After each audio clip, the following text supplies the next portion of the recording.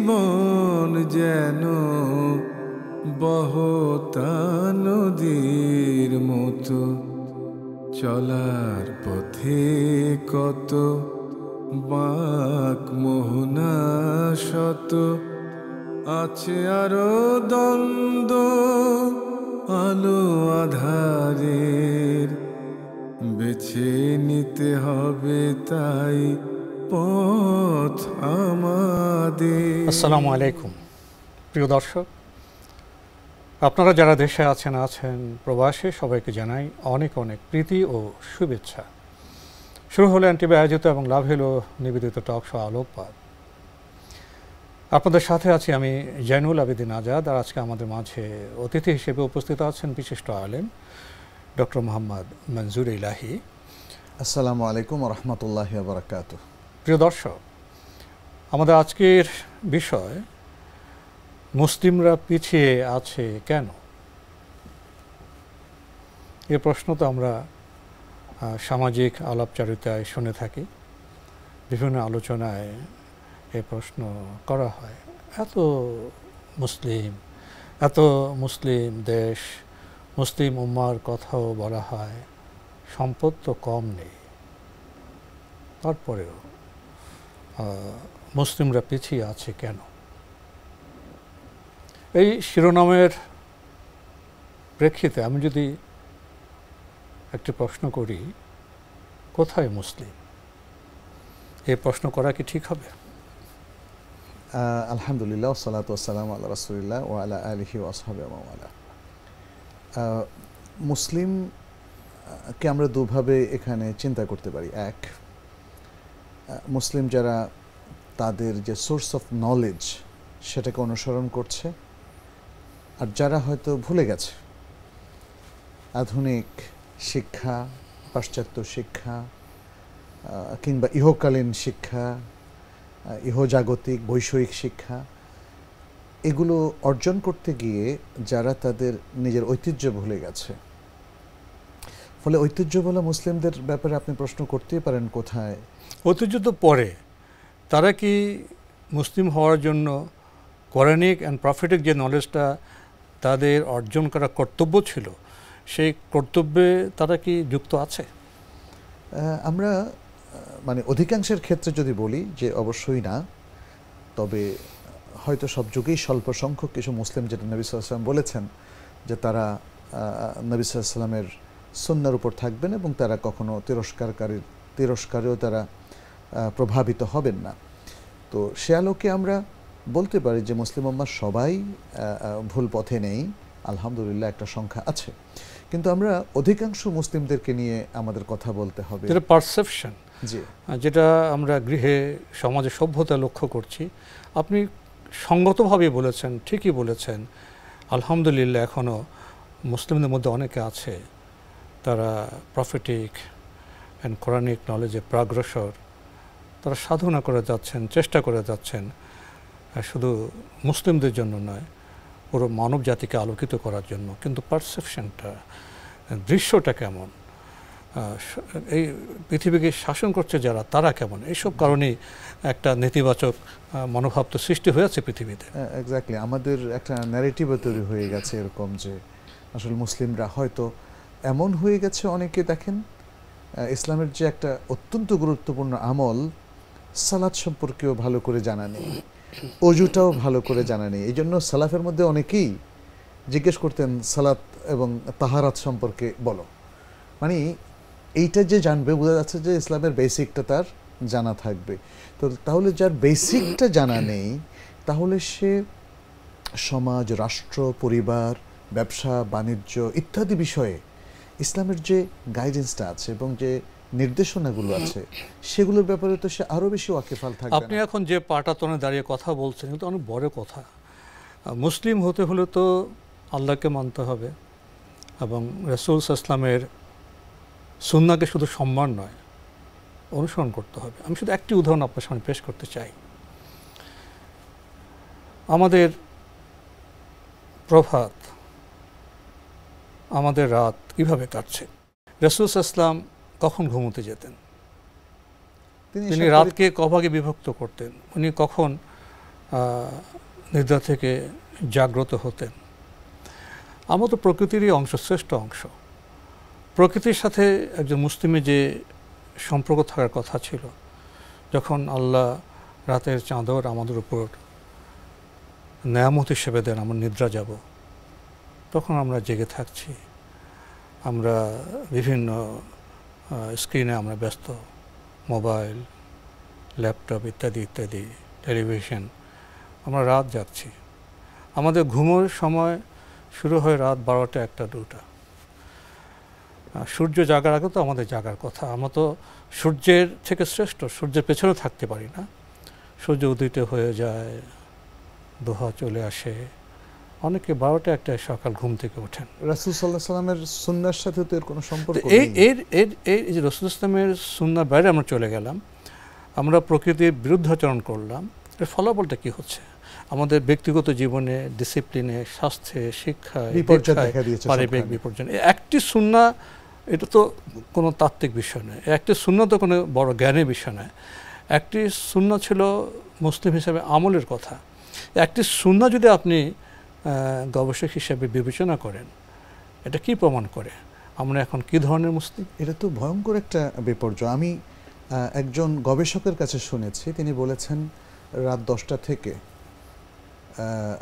ভোর 2টো পর্যন্ত এটা হলো ঘুমের আলফা পিরিয়ড, এটা শ্রেষ্ঠ সময়, শ্রেষ্ঠ সময়, এবং এটা হিলিং এর সময়। এবং বলা হয় যে এই টাইমটা প্রায় 15 ঘন্টা ঘুমের সমান আপনাকে বেনিফিটটা দেয়।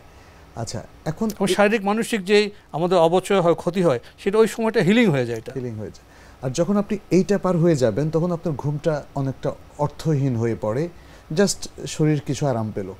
তাহলে দেখেন, আমরা যেটা রাসূল সাল্লাল্লাহু আলাইহি ওয়াসাল্লামের জীবনে দেখি যে তিনি এশার পরে ঘুমিয়ে যেতেন, এশার পরে আর তিনি কথাবার্তা পছন্দ করতেন না, অনেকগুলো হাদিসের সম্পর্কে আছে। আবার তার ঘুমটা 3 থেকে 4 ঘন্টার বেশি কখনোই হতো না, কখনো কখনো তার হয়তো একটু কম। আমরা যদি মানে অ্যাভারেজ ধরে নেই তিনি 4 ঘন্টা ঘুমাতেন অধিকাংশ সময়, তাহলে তিনি যদি ধরে নেই মাগরিবের 2 ঘন্টা পরে এশা পড়তেন, আরও আধা ঘন্টা ধরে নিলাম, তাহলে সূর্যাস্তের 2.5 ঘন্টা থেকে সর্বোচ্চ 3 ঘন্টার মধ্যে তিনি ঘুমিয়ে পড়তেন। মধ্যরাতের পরপর তিনি জেগে যেতেন। যদি আমরা ধরে নিই 1টা বা 2টা, তাহলে রাতে তিনি 3 ঘন্টা, কখনো আরও বেশি তিনি দাঁড়াতেন। তাহলে তার হিলিং সিস্টেমটা, ওই যেটা আপনি বললেন যে আল্লাহ প্রদত্ত সিস্টেমের সাথে পুরোপুরি এটাই হচ্ছে মিলে যায়, যেটা প্রকৃতির সাথে মিলে যায়। ফলে এই একটা সুন্নাহ, এটাকে আমরা সুন্নাহ হিসেবে দেখছি, রিলিজিয়াস একটা বিষয় হিসেবে দেখছি, অথচ এটা আল্লাহর হিলিং সিস্টেম, এবং মেডিকেল সায়েন্স এটাকে সাপোর্ট করছে। ফলে দেখেন আমাদের বিপর্যয় তৈরি হয়ে গেছে। এখন কি হলো, একটা জেনারেশন, আবার কেউ আমাদের জেনারেশনকে মিসগাইড করার জন্য ডিজুইস, এরকম বিভিন্ন জেনারেশন নাম দিয়ে সারা রাত যেন ওরা গসিপ করে, এবং বিপরীত লিঙ্গের কারোর সাথে যেন তরুণ তরুণীরা মানে আড্ডাবাজি করে, এবং সেটার জন্য গ্রুপ আলোচনার ব্যবস্থা, ফ্যাসিলিটি তারা তৈরি করেছে। তাহলে দেখেন, একদিকে আধুনিক সভ্যতাও দেখা যাচ্ছে আমাদেরকে আমাদের ট্র্যাডিশন থেকে এবং আমাদের হিলিং সিস্টেম থেকে বা প্রাকৃতিক সিস্টেম যেটা আল্লাহ দিয়েছেন সেটা থেকে সরিয়ে নিচ্ছে, আর আমরাও সরে যাচ্ছি, এবং এর ফলে অধপতন এবং বিপর্যয় কিন্তু শুরু হয়ে গেছে। কেউ কেউ প্রশ্ন করেন, আসলে কি আমরা জ্ঞান বিজ্ঞান সভ্যতায় এগুচ্ছি, না আমরা জ্ঞান বিজ্ঞান সভ্যতার একদেশদর্শী, খণ্ডিত বস্তুগত বিবেচনার কারণে আমরা পিছিয়ে যাচ্ছি? এই যে আমি একটু ঘুম নিয়ে কথা বললাম, যেখানে মেডিকেল সায়েন্স বলছে এই সময় ঘুমানো দরকার, সেটা 1450 বছর আগে নবী ইসলাম বলে গেছেন। এখন আমরা নানা পরিভাষা ব্যবহার করছি। গবেষকরা বলছেন নানা পরিভাষার পেছনে কায়েমি স্বার্থবাদীরা আছে, মাফিয়ারা আছে, তাদেরকে যুব সমাজ যারা অত গভীরভাবে জীবন দর্শন সম্পর্কে সচেতন নয়, আবেগের প্রভাব তাদের মধ্যে বেশি, তাদেরকে নানাভাবে মিসগাইড করা হচ্ছে। কখনো ভালোবাসা দিবস, কখনো এই দিবস সেই দিবস। একটা হলো ব্যবসায়িক চেতনা, একটা হলো ইহলৌকিকতাবাদ। যখন আমরা পরলোককে বিশ্বাস না করি, ইহলৌকিকতায় সীমাবদ্ধ হব, তখন আমরা খণ্ডিত হয়ে যাচ্ছি, আমরা ক্ষুদ্র হয়ে যাচ্ছি। তাহলে কি যারা পরকালের কথা বললেন, সে আদম ইসলাম থেকে শুরু করে ঈসা ইসলাম, মুসা ইসলাম, নূহ ইসলাম, মোহাম্মদ ইসলাম, ইব্রাহিম ইসলাম, তারা সবাই কি ভুল? তারা সবাই এক আল্লাহর কথা কেন বললেন? সবাই তারা পরকালের কথা কেন বললেন? মানব জাতির এই যে শুরু থেকে এ পর্যন্ত যেটা আসমানি জ্ঞানের অভ্রান্ত আলোকে পরিশীলিত হয়েছে, পরিশুদ্ধ হয়েছে, তার বাইরে গিয়ে আমরা নতুন কিছু কথা বলছি, নতুন পরিভাষা সৃষ্টি করছি, এটা তো স্রষ্টা বিরুদ্ধ, প্রকৃতির বিরুদ্ধ, মানব বিরুদ্ধ। এখন আধুনিকতার নামে যে ফুড কালচার, বিনোদন কালচার সৃষ্টি হচ্ছে, দিন শেষে দেখা যাচ্ছে ধর্ম বর্ণ নির্বিশেষে প্রত্যেকটা কিশোরকে, তরুণকে ক্ষতিগ্রস্ত করছে, পরিবার ভাঙছে। যৌনতার তো একটি স্বভাব সিদ্ধ সুশৃঙ্খল ব্যবস্থাপনা আছে, তার বাইরে গিয়ে যখন আমরা বিভিন্ন অবৈধ তৎপরতায় লিপ্ত হচ্ছি, তার পরিণতি কি? অ্যাডিকশন। তার পরিণতি কি? আত্মহত্যা। একটু আমরা সভ্যতার কথা বলছিলাম। মুসলিম তো যে কোনো সভ্যতায় তার যে স্বাতন্ত্র্য, তার যে দীপ্ত উচ্চারণ, সেটা প্রকাশ করবে। দুঃখের বিষয় হলো বর্তমান সভ্যতায় মুসলিমরা আলো দিতে পারছে না, উচ্চকণ্ঠ হতে পারছে না, কারণ তারা অপরকে অনুসরণ করছে, বিজাতীয় সভ্যতাকে অনুসরণ করছে। সবাই মিলেমিশে আমরা ধ্বংসের পথে এগোচ্ছি। এখান থেকে মুক্তির উপায় কি? জি, ধন্যবাদ আপনাকে। আপনি বিরতির আগেও খুব সুন্দর বলছিলেন। আসলে মুসলিমদের বিপর্যয়ের কারণগুলোই কিন্তু আমরা বাস্তবায়ন করছি, এবং মুসলিমদের সমৃদ্ধির সবচেয়ে বড় যে উপকরণটি, সেটিকে আমরা ইগনোর করছি ইহজাগতিক এবং বৈষয়িক বিষয়গুলোকে বেশি প্রাধান্য দিয়ে। মুসলমানদের সমৃদ্ধির বড় কারণ, এটা তো রাসূল সাল্লাল্লাহু আলাইহি ওয়াসাল্লাম প্রুভ করেছেন। মুসলমানদের নৈতিক অবস্থান, তার আদর্শিক অবস্থান, তার সুশৃঙ্খল জীবনযাপন, সংযত জীবনযাপন, সুন্দর সমাজ বিনির্মাণ, জবাবদিহিতা চেতনা, অপরকে অগ্রাধিকার দেওয়া এবং আখিরাতে বিশ্বাস, এই সবগুলো মিলেই মুসলিমদের যে ব্যক্তিত্ব গড়ে ওঠে, তার ব্যক্তিগত ব্যক্তিত্ব বলি আর সামাজিক ব্যক্তিত্ব বলি, এবং রাষ্ট্রীয় যে চরিত্র, এই সবটা ফিরে না আসা পর্যন্ত মুসলমানদের কোনো উত্থান হবে না। কারণ আপনি দেখেন, আজকে কতগুলো মুসলিম বিশ্ব আছে, মুসলিম দেশ আছে, তো এই মুসলিম দেশগুলোতে আমরা পশ্চাৎপদতা লক্ষ্য করছি। আর আমাদের সবার, আমরা যারা আসলে, আমাদের মেইন ফিচারটাই হলো পরকালে বিশ্বাস, অবিল আখিরাতি হুম ইউকিনুন, কিন্তু সে জায়গায় ইহজগৎ তো একটা বাস্তবতা, এটা তো কেউ অস্বীকার করছে না। ইহলোককে তো সৌন্দর্য মণ্ডিত করতে হবে, ইহলোককে নেয়ামত ভোগ করতে হবে, নেয়ামতের তো পরিচর্যা করতে হবে, নেয়ামত মানবিক সমাজ নির্মাণে ব্যবহার করতে হবে, কিন্তু পরকালকে ভুলে নয়। হ্যাঁ, তাহলে মানে ইহজগৎটাকে, পৃথিবীটাকে কেউ অবিশ্বাস করছে না, তাহলে ইহজগৎকে প্রাধান্য দিয়ে আমি পরকালকে তো ভুলে যেতে পারি না। আর ইসলামের দৃষ্টিভঙ্গি হচ্ছে, আসলে পরকাল আমাদের যেহেতু মেইন ডেস্টিনেশন, গন্তব্য এবং স্থায়ী নিবাস, অতএব তার জন্য দুনিয়াকে চাষ করা। তাহলে এবং এর জন্য আল্লাহ তাআলা যে ম্যানিফেস্টেশনটা আমাদেরকে দিয়েছেন, তাতে দেখা যাচ্ছে যে আপনি সুন্দরভাবে দুনিয়াতে যদি জীবনযাপন করেন, সেই ব্যক্তি পর্যায়ে, পারিবারিক, সামাজিক, রাষ্ট্রীয় কিংবা জীবনাচারের বিভিন্ন দিকে যদি আপনি সুন্দর একটা জীবন গঠন করেন, তাহলেই আপনার উত্থানটা চলমান থাকবে, উন্নয়নটা চলমান থাকবে। এটা মুসলিম সোসাইটির জন্য প্রযোজ্য।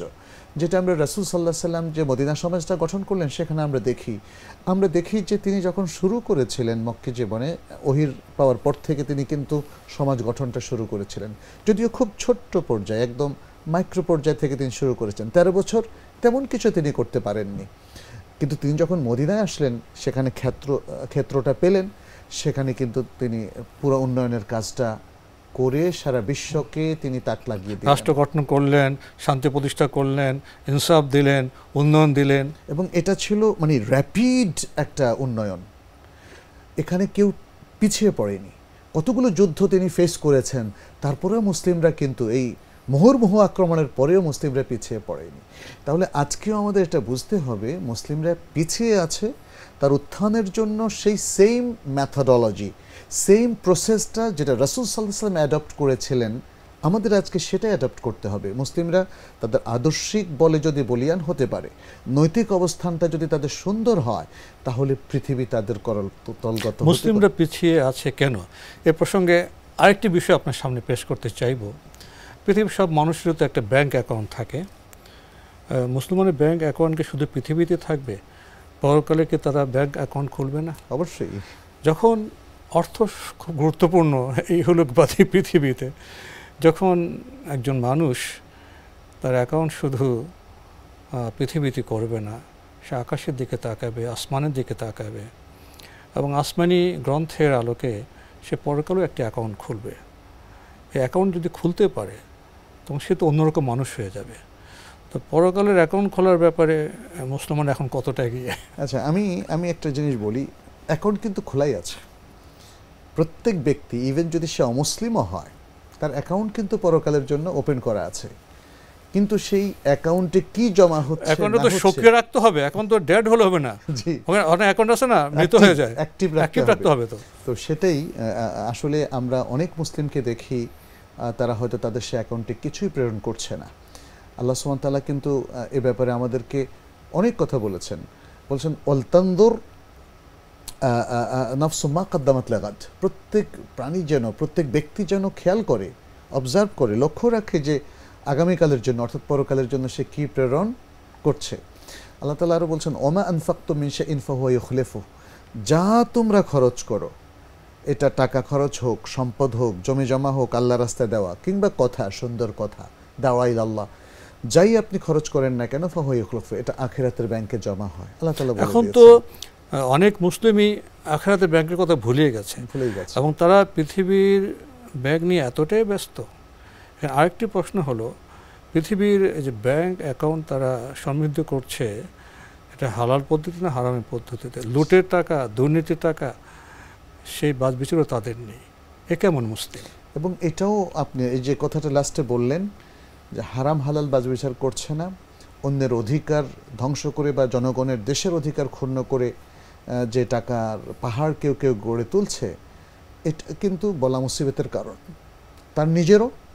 কারণ আমরা সম্প্রতি দেখেছি বহু মানুষ যারা এভাবে রাষ্ট্রীয় সম্পত্তি দখল করেছে, রাষ্ট্রের সামনে কিন্তু তারা কালার্ড হয়েছে, মানুষের কাছে অপমানিত হয়েছে। আর দ্বিতীয়ত হচ্ছে, এতে তার ব্যক্তিগত বিপর্যয় যেমন ঘটেছে, রাষ্ট্রের বিপর্যয় ঘটেছে।